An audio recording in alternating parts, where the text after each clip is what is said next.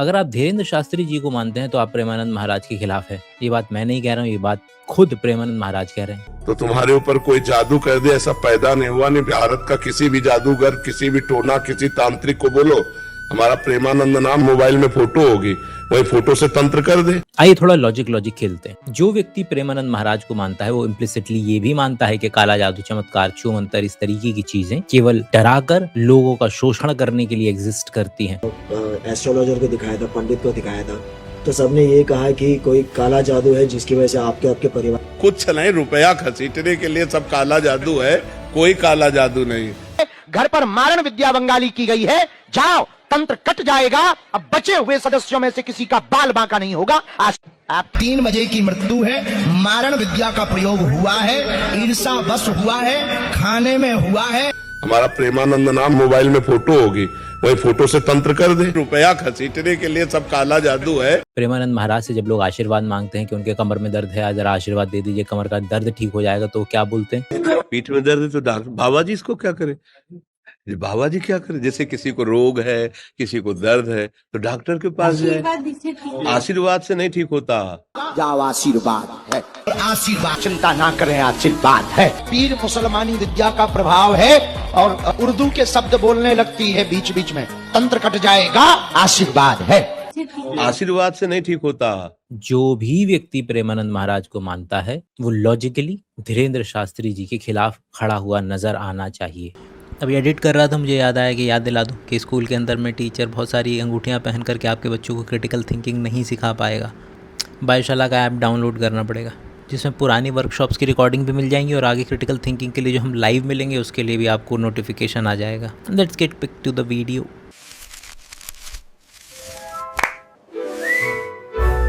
तो जो लेटेस्ट खबर है वो तो यही है कि अप्रैल 2026 में अखिल भारतीय अंधश्रद्धा निर्मूलन समिति, जिसको अनीस के नाम से जानते हैं, उन लोगों ने प्रेस कॉन्फ्रेंस की। बागेश्वर धाम के हेड धीरेन्द्र शास्त्री को फिर से पब्लिकली चैलेंज दिया। ये चैलेंज पहली बार नहीं दिया गया है, 2023 में नागपुर में ठीक ऐसा ही हो चुका है। और इस बार अनीस के फाउंडर प्रोफेसर श्याम मानव का कहना है कि धीरेन्द्र शास्त्री को 2 स्पेसिफिक टेस्ट पास करने होंगे तो उन्हें मिलेंगे 80 लाख रुपए। वैसे ये कुछ जेम्स रैंडी फाउंडेशन के $1 मिलियन प्राइस से मिलता जुलता नजर आता है। तो प्रोफेसर श्याम मानव का कहना है कि धीरेन्द्र शास्त्री जी को 2 स्पेसिफिक टेस्ट पास करने होंगे। पहला टेस्ट ये कि 10 अलग अलग लोगों के नाम, उनके माता पिता के नाम, उम्र और मोबाइल नंबर एक सील्ड एनवेलप में रखे जाएंगे और धीरेन्द्र शास्त्री उनको बिना छुए बिना देखे सिर्फ अपनी दिव्य शक्ति से बताएंगे कि इन एनवेलप्स में क्या लिखा हुआ है। क्योंकि ये काम वो करते हुए नजर आते हैं, वो बाकायदगी से लोगों के नाम बताते हुए नजर आते हैं। नाम क्या है उनका? राधिका। पढ़ो। बहन बड़ी राधिका, जिनको संगत की समस्या है, रेखा से दूर रहे। अच्छा जी। कौन है रेखा? आपके घर में कोई कुछ करवा दे और मैं उसका नाम भी नहीं बताऊं। बीच में तो हमारे पीछे बोर्ड लगा दिए थे स्टिंग ऑपरेशन वाले। एक बहन जी आई कैमरा छुपा के, 2-3 दिन वो घूमती रही, हमारे सेवादारों को खूब रुपया दिए। हम पहचान गए उनकी चाल। हमने बुलाया, हमका बहन जी इधर आओ, हमका और बताओ तुम शुभम के साथ वो होटल कब से नहीं गई हो। दूसरा टेस्ट ये कि बगल के कमरे में 10 अलग अलग ऑब्जेक्ट्स रखे जाएंगे। शास्त्री जी को बताना होगा कि वो क्या है। अगर शास्त्री जी सफल होते हैं तो उन्हें 80 लाख रुपए मिलेंगे। लेकिन ये सवाल मैं आपसे पूछता हूँ कि भारत जैसे देश में, जिसमें शायद ही कोई ऐसा अखबार एग्जिस्ट करता है जिसमें राशिफल नहीं आता है, सड़कों पे मेलों पे हाथ देखने वाले, आपका भविष्य बताने वाले लोग नहीं मिलते हैं, बड़े बड़े मॉल्स में हथेली देखने की बजाय टैरो कार्ड रीडर्स नजर आते हैं, अगर ऐसी दुनिया में कोई व्यक्ति एक कदम आगे बढ़ करके पर्ची खोल करके नाम, पता और परेशानी बताने का दावा करता है तो उसे रोकने वाले लोग कम होंगे ना, उसे चमत्कारी मान करके पूजने वाले लोग ज्यादा होंगे। क्योंकि हमें हमारे समाज में ये भी तो देखना पड़ेगा कि पहले क्या एग्जिस्ट करता था। क्योंकि हर घर में कुंडली देखी जाती है, क्योंकि हर घर में ये सारे के सारे काम होते हैं, क्योंकि हर घरों में गुस्से के लिए मोती पहना दिया जाता है, इसलिए ये बात डाइजेस्टेबल लगती है और इन पर हम सवाल नहीं खड़ा करते हैं। जैसे ही ऐसा धंधा सक्सेसफुल होता हुआ नजर आता है, तुरंत उसको फ्रेंचाइजी बना करके उसके अलग अलग वर्जन्स मार्केट में उतार दिए जाते हैं। नए चेहरे, नए नाम, बट वही पुराना इंफॉर्मेशन का पाइपलाइन के पर्चा बना देते हैं, पहले से बता देते हैं सब कुछ। अरे हम तो ऐसे कहते हैं कि तुम अर्जी लगाओ, ये तुम्हारे सामने पड़ा है और आओ बैठो, तुमको ऐसे बता देंगे। 3 महीने के अंदर वो तुम्हारे घर वस्तु रख जाएगा और नहीं रखेगा तो इसका नाम यहाँ से खोल दिया जाएगा। दिखा दिए। हमने लिखा परेशान घर की अर्जी लेकर के स्वास्थ्य कष्ट। गुरुजी क्या मेरी दूसरी शादी होगी? तुम कहो तीसरी भी करा दे बहन। नहीं हाँ जी। आपके पति के पहले एक अफेयर आपका रहा जी था रहा जी। तो धीरेन्द्र शास्त्री जी जैसे लोग विदेश भी जाते होंगे, अलग अलग देशों में भी जाते होंगे, क्या लगता है कि जैसे वो इंडिया के अंदर में आपके परिवार के किसी एक व्यक्ति का नाम बता पाते हैं, तो क्या उन देशों में जैसे चाइना में मैंड्रिन या साउथ अफ्रीका की वो कंट्रीज जिसमें करके नाम भी आते हैं, क्या ये वहां के भी नाम बता पाते होंगे?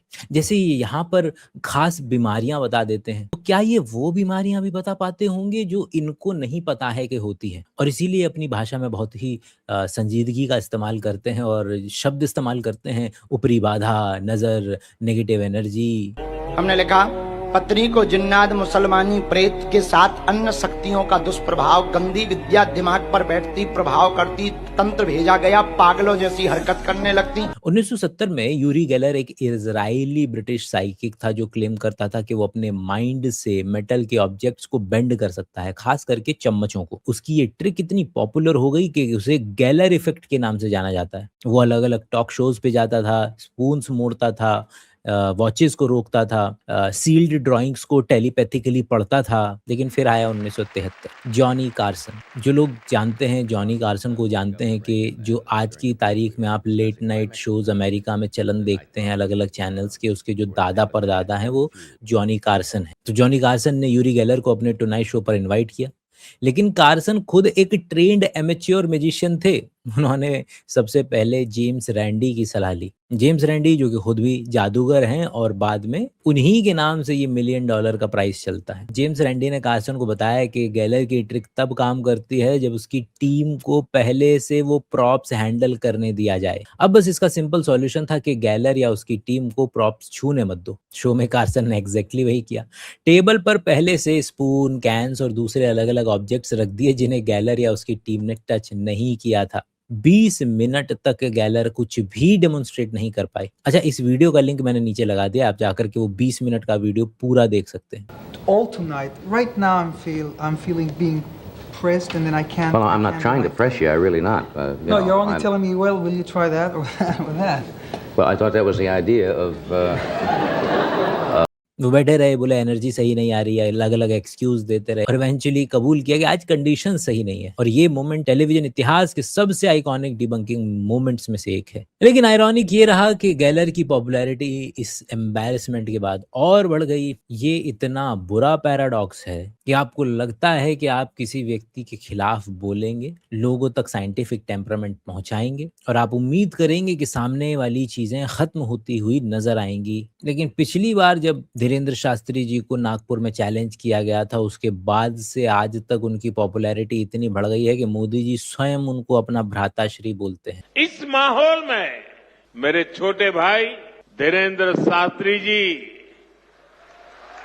काफी समय से इसका सॉल्यूशन ये है कि शॉर्ट टर्म में इस तरीके की चीजें होती हुई नजर आएंगी क्योंकि सामने से रिटेलिएशन आता है। आप इसे लॉन्ग टर्म में जब देखेंगे तो आपको पता चलेगा कि ओवरऑल इस तरीके के इंसिडेंसेस एजुकेशन के साथ साथ कम होते चले जाएंगे। खत्म नहीं होंगे लेकिन काफी हद तक कम होते चले जाएंगे। दुनिया ने क्लेम किया कि धीरेन्द्र शास्त्री का काम जो है वो वेस्ट के पीटर पॉपॉफ से ज्यादा मिलता हुआ नजर आता है। पीटर पॉपॉफ 1980 के दशक के अमेरिका के सबसे पॉपुलर फेथ हीलर थे। वो बड़े बड़े ऑडिटोरियम्स भर देते थे, स्टेज पर खड़े होकर के ऑडियंस मेंबर का नाम बुलाते थे, बीमारी बताते थे, फिर उनके सर पे हाथ रख करके उनको हील कर देते थे। लोग गिर के पड़ के बड़ी बड़ी बाल्टियों में पैसा भर भर के डोनेट किया करते थे। जेम्स रैंडी को शक हुआ कि पॉपॉफ को इन्फॉर्मेशन कहीं से तो मिल रही है, तो रैंडी ने एक इलेक्ट्रॉनिक एक्सपर्ट एलेक जेसन को पॉपॉफ के शो में अंडर कवर होकर के भेजा और साथ में कंप्यूटराइज्ड रेडियो स्कैनिंग इक्विपमेंट भी दिया और जो मिला वो था प्योर गोल्ड। पॉपॉफ एक वायरलेस ईयरपीस पहनता था और उसकी पत्नी एलिजाबेथ बैक स्टेज से उनको इन्फॉर्मेशन देती थी। Jody Dean. No, she should be right there on your right side. Right side. Glory to God. Come on up here. No, that's not her. Hallelujah. No, that's not her. Jody in the blue. Dean. Glory to God. That might be her. Here it comes. Okay, she lives at 4267 Masterson. 4267 Masterson. I can see the angels of God all around your house. And she's praying for her daughter Joy, who's allergic. I'll tell you, God is going to give Joy complete deliverance. James Randy ने ये recording Johnny Carson के show में चलाई। कहने के लिए पॉपऑफ का करोड़ों का एम्पायर ढह गया, वो बैंकरप्ट हो गया। लेकिन यही सबसे शॉकिंग हिस्सा है कि बस कुछ ही साल बीते, फिर पॉपऑफ वापस आया, फिर लेट नाइट टीवी कमर्शियल्स में मिरेकल स्प्रिंग वाटर बेचने लगा, जो आपके आजकल मनोना धाम के अंदर में बेचा जाता है, और फिर से करोड़ों कमाने लगा। ये बताता है कि फ्रॉड एक्सपोज होने के बाद भी ब्लाइंड फेथ कितना रेजिलिएंट हो सकता है। Spring water. My husband brought the spring water up and I drank it. And I'm speaking today. I had no speech, totally paralyzed, and now I'm testing. Case था इस धाम का, उसमें एक बच्ची टैंक में गिर गई थी। टैंक में गिरने के बाद डॉक्टर ने उसे मृत घोषित कर दिया था। सारे घर वाले उसको ले जाने लगे, तो उसकी जो लड़की की माँ थी, उसकी इच्छा थी कि एक बार महन जी को दिखाएं इसको।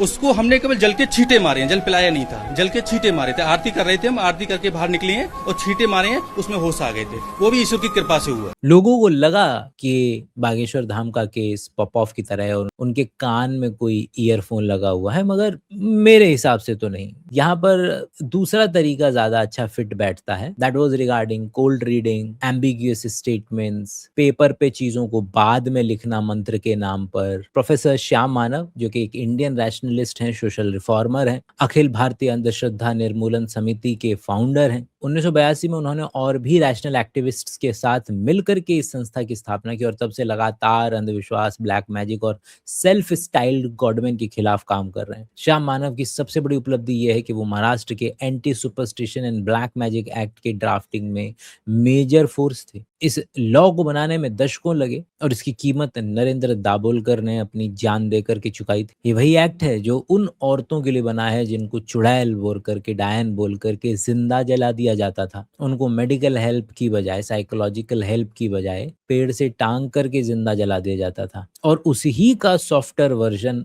एंटरटेन करते हैं धीरेन्द्र शास्त्री। कोई व्यक्ति उसे डायरेक्ट भूत प्रेत बोलता है तो कोई उसे मुसलमानी भूत प्रेत बोलता है। काट अपने बाल लॉन्च बाल, थप्पड़ मार, नस काटनी थी ना तुझे। का पीर मुसलमानी विद्या का प्रभाव है और उर्दू के शब्द बोलने लगती है बीच बीच में, तंत्र कट जाएगा, आशीर्वाद है। और ये बेचारा आम इंसान दरगाह पे भी चिल्लाता हुआ, बाल नोचता हुआ मिल जाता है और मंदिर के बाहर भी बाल नोचता हुआ मिल जाता है। इतिहास में जितने भी जादूगर हुए हैं उसमें से आपने शायद भारत में रह करके पीसी सरकार और हैरी हुडिनी, इनके नाम सुने होंगे। हैरी हुडिनी इस दुनिया के सबसे फेमस एस्केप आर्टिस्ट्स में से एक थे। 1920 में उन्होंने ये जो अलग अलग मीडियम है जिसके जरिए लोग आत्माओं से बात कराना, काला जादू, इन लोगों को एक्सपोज करना उन्होंने शुरू किया। असल में हुडिनी अपनी माँ की मृत्यु के बाद बहुत परेशान रहते थे और वो सच में उनसे बात करना चाहते थे। और वो ढूंढ रहे थे कि कोई व्यक्ति विशेष उनको उनकी माँ से अगर बात करवा दे। उन्होंने कई मीडियम से मिलने की कोशिश की, लेकिन क्योंकि वो खुद जादूगर थे तो वो अलग अलग तरीके की ट्रिक्स से वाकिफ थे, तो उन्होंने हर बार ये पाया कि लोग उनके साथ ट्रिक ही कर रहे हैं। तो हुडिनी ने अपने शोज में एक स्पेशल सेगमेंट शुरू किया जहां पर वो किसी भी मीडियम की ट्रिक्स को लाइव ऑडियंस के सामने रेप्लिकेट करते थे। उन्होंने साइंटिफिक अमेरिकन मैगजीन्स के साथ मिलकर के $2,500 का प्राइस, जो कि 1920 में बहुत बड़ी रकम थी, उन लोगों को ऑफर की जो जो जो जेन्युइन मीडियम बन करके दिखाएं और किसी आत्मा से अगर बात करवा सकें। और जैसा कि होता आया है, कोई भी प्राइजेस नहीं जीतता। इसके अलावा दुनिया को अवगत कराने का, अवेयर कराने का श्रेय आज के समय में अगर किसी चुनिंदा व्यक्तियों को जाता है तो वो उसमें से हैं James Randi, Penn and Teller, Derren Brown. Derren Brown एक साइकोलॉजिकल इल्यूजनिस्ट हैं जो अलग से कहते हैं कि उनके पास कोई सुपर नेचुरल पावर नहीं है। वो साइकोलॉजी, सजेशन, मिसडायरेक्शन और शोमैनशिप का यूज करते हैं। उन्होंने कई बार टीवी स्पेशल्स बनाए जहां पर उन्होंने डायरेक्टली साइकिक्स और मीडियम्स को एक्सपोज किया। उनका एक शो है 2005 का मसाया के नाम से, जहां पर उन्होंने अमेरिका में जाकर के 5 अलग अलग स्पिरिचुअल लीडर्स को कन्विंस किया कि उनके पास, डेरेन ब्राउन के पास जेन्युइन पावर्स हैं। एक को वो साइकिक मीडियम बनकर मिले, एक को फेथ हीलर बन के मिले, एक को एलियन के कॉन्टेक्टी बनकर के मिले। डेरेन ब्राउन ने अपने एक स्पेशल एपिसोड में एक आम आदमी को पकड़ा, उन्हें कोल्ड रीडिंग की टेक्निक सिखाई और उन्हें कुछ ही हफ्तों में इतना ट्रेन कर दिया कि वो व्यक्ति साइकिक रीडिंग्स दे रहा था, जिन्हें क्लाइंट्स ने अमेजिंगली एक्यूरेट बताया। और इसी तर्ज पे पेन एंड टेलर का show Penn and Teller bullshit, जो कि 8 सीजन्स तक चला, जिसमें उन्होंने pseudoscience, supernatural claims, conspiracy theories, इन सब को डिबंक करा। जेम्स रैंडी ने बताया था कि 2 तरीके के लोग हैं जो एग्जिस्ट करते हैं। एक वो जिनको सच में लगता है, जो डिल्यूजन्ड हैं, उन्हें लगता है कि उनके पास सच में पावर है, और ऐसे लोग बहुत आसानी के साथ आपके शोज़ पे आ जाएँगे, इस तरीके के एक्सपेरिमेंट्स में पार्टिसिपेट करने के लिए, क्योंकि वो सेल्फ डिल्यूजन में हैं। वो सच में मानते हैं कि वो मीडियम से बात कर रहे हैं, या फिर वो किसी तरीके का हील कर सकते हैं, कोई क्रिस्टल से हील कर सकते हैं, या वगैरह-वगैरह। और दूसरे तरीके के हैं डेलिब्रेट फ्रॉडस्टर्स, जो कि जानते हैं कि कंट्रोल्ड सेटिंग में वो चीज़ पॉसिबल नहीं हो पाएगी, इसलिए वो नहीं आते हैं। अगर आपको याद हो तो 2023 में भी धीरेन्द्र शास्त्री ने अनीस का जो चैलेंज है वो नागपुर में एक्सेप्ट नहीं किया था और वहां से भाग करके निकल गए थे। और ये पैटर्न ग्लोबली भी कंसिस्टेंट है। वर्चुअली कोई भी साइकिक कंट्रोल्ड टेस्ट फेस करने के लिए तैयार नहीं होता है। लोग अक्सर बोलते हुए आपको नजर आएंगे कि हम तो जी 1 रुपया नहीं लेते हैं, फिर आप कैसे कह रहे हैं कि हम स्कैम करते हैं। पाखंड क्या होता है? पाखंड ये होता है कि व्यक्ति को आप ठीक तो नहीं कर पा रहे हो, बार बार उसकी हाजिरी लगवा रहे हो, बार बार उसको बुला रहे हो, फिर उसको ऐसे उपाय बता रहे हो जिसमें उसका पैसा खर्च हो रहा है, उससे पैसे ले रहे हो आप। यहाँ कैंसर ठीक हो चाहे कोई भी बड़ी से बड़ी बीमारी हो, हम उससे 10 रुपए का भी सवाल नहीं करते हैं। इसको समझने के लिए आप मॉल्स के अंदर में जो फूड कोर्ट होते हैं, जहाँ पर बहुत बढ़िया एसी चल रहा होता है, पानी की व्यवस्था होती है, बैठने की व्यवस्था होती है, कुर्सी होती है, टेबल होती है, आप वहाँ पर फ्री में जितना मर्जी बैठ सकते हैं। लेकिन जो पैसा कमाया जाता है वो आसपास की जो दुकानें हैं वो जो चल रही हैं, कोई आपके कनपटी पे बंदूक नहीं रखता है कि जाइए कुछ सामान खरीदे, लेकिन आप फिर भी वहाँ से खरीद करके वहाँ खाते हैं, जिसकी वजह से पैसा बनता है। तो उस जगह का टूरिज्म, उस जगह का पंडाल, कथा के offers, ironically for God sake, Dhirendra Shastri ji को ऑस्ट्रेलिया से शायद प्राइवेट जेट में उड़ा करके भारत में लाया गया कि वो अंबानी जी की शादी अटेंड कर पाए। कहने को वो कैंसर का इलाज खुद ही कर देते हैं, लेकिन उन्होंने कैंसर का हॉस्पिटल बनवाया। और समहाउ जो अभी इस वीडियो के लिए रिसर्च करते हुए मुझे पता चला कि वो डॉक्टर याद है होम्योपैथी वाले, वो होम्योपैथी वाले कैंसर डॉक्टर हैं जो कि शायद ये होम्योपैथी के कैंसर का इंस्टीट्यूट बना रहे हैं शायद। बागेश्वर धाम पर जो कैंसर हॉस्पिटल बनना है उसका ट्रायल शुरू कर रहे हैं।